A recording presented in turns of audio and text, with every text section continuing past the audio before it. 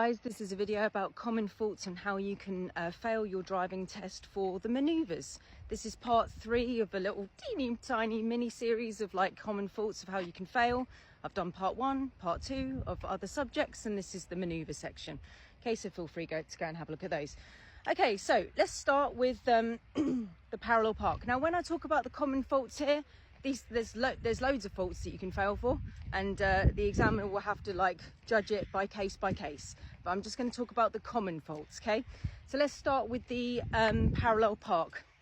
Okay, first of all, the parallel park, it's going to be, all manoeuvres are marked on control and observation. There's literally 2 boxes on your form. Okay, so I liken it to kind of a 50-50. You could do the best parallel park that you've ever seen in your entire life. You could be so proud of it. You could be like the perfect position, the perfect speed, perfect clutch control.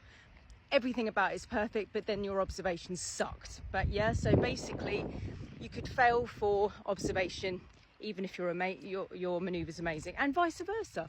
Okay, so control and observation, just think of it as 2 separate boxes, 50-50. You are marked on control, observation and accuracy. Those are the 3 kind of categories that you're going to be marked on. So parallel park, you will fail your test if you don't check your blind spot, especially at the point of turn. If you were not to check your blind spot at the point of turn, you could hit a car that is overtaking you. And sadly, that has happened to my students. My student saw a car in front of her who was doing a parallel park years ago. My student went to overtake that person. He didn't check his blind spot. He turned the wheel and he crashed into my car when she was on test. The test was void, and that was it, finished. The car had been in an accident on test. Personally, right, the man paid for the damages, okay? Now, I don't know, maybe we got away with that years ago, yeah? Because should we be overtaking? I wasn't there, I wasn't in the car. Should my student have held back and just given way? I don't know, because I wasn't there. I don't know what the spacing was like. I have no idea. Maybe it would have been better if my student didn't overtake, but the person paid for my car, yeah, and that's it, years and years and years ago. So you will fail your driving test, okay? If your observation's not good, you're going to fail if you don't check your blind spot at the point of turn. Strong recommendation, right, is when you begin your manoeuvre, check your blind spot. I've made videos about it. You can watch me do it. There's whole demonstration videos about it. Go to the front of the car, check your blind spot. Then make sure that you're looking out the back window most of the time, because you are reversing, okay? If I said to my student when we're driving in a straight line, look out the back window, please, now for 30 to 60 seconds, you'd all think that I had lost my mind, because we're travelling forward. So when we're driving backwards, we need to look over our left shoulder. We need to look out of the back window. I can't tell you how many times people say to me, it hurts, I can't, it hurts too much to look. I want to look in my mirrors. The examiners are not going to accept. I know it is a bit awkward, but we must look out of the back window. It gives us peripheral checks. We can see more to the left and the right if we're looking out of the back window, yeah? You know those cool people that put their hand like around the chair? They look back like that. It's cool. It looks cool. I think it looks cool. Now, I'm not saying for a minute that you need to hug the chair, because I think that would be really weird on your drive. That would be bizarre to hug the examiner, but I'm just saying, like, the cool people all look out the back window. We all look out the back window. I've never hugged the back of the chair, but I'm just saying it. Let's just get into that, yeah, for the safety of it. If you look in your interior mirror to look out of the back window, it tunnel visions you in one singular direction. Yeah, you're not going to have your peripheral zone. So if you look out the back, you're going to be able to see much, much more. Okay, it's going to paint a picture. So check your blind spot at the beginning, then look out the back window. At your point of turn, check your blind spot again. You will fail, guys. You might get away with the first blind spot being missed, but I really wouldn't chance it, yeah? So I'm talking about 2 blind spots now, depending on your first starting position, looking out the back. After that, you need to look out the back for most of the manoeuvre. Yes, I do understand that you have got other reference points to look at where the curb is, perhaps in the mirror.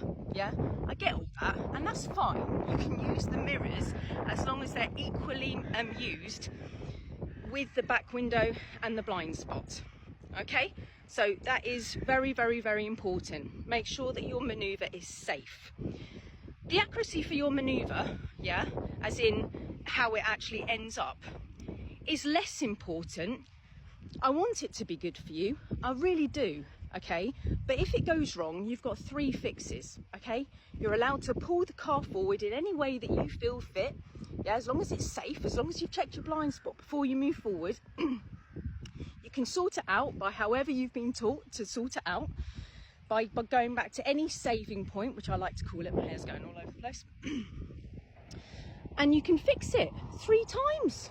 It's cool. I can't tell you how many students over the years, right, have totally annihilated their maneuver, and I'm sat in the back of the test, and then my student goes to pieces, and then they start doing like a maneuver that I've never seen before, and like some of them will just be able to hold it together and be like, whoa, I've totally screwed this.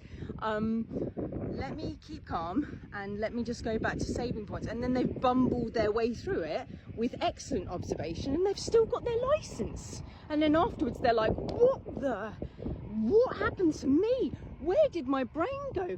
I couldn't remember how to do the maneuver or something like that, you know. And then they bumble their way through it because it's safe.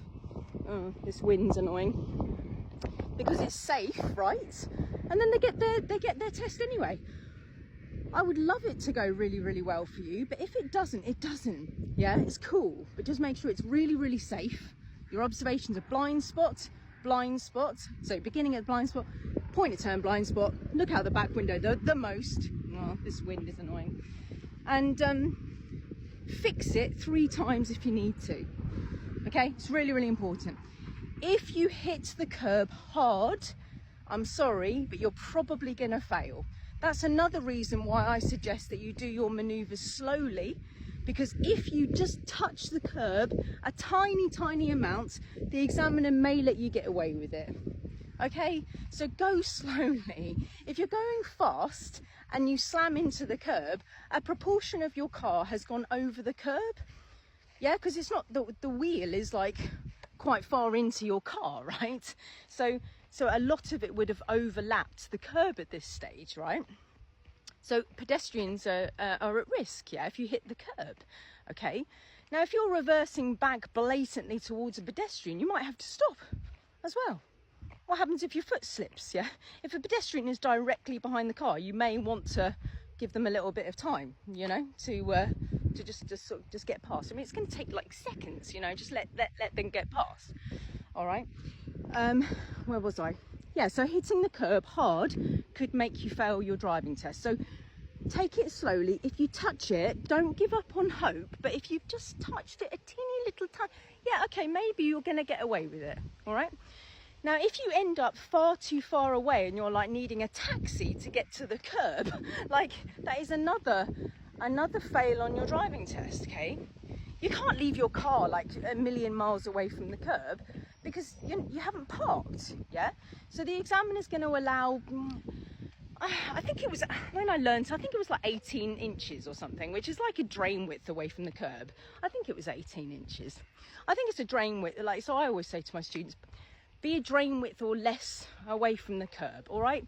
If you've got a little tiny bit of space, yeah, all right then, you're going to get away with it, yeah?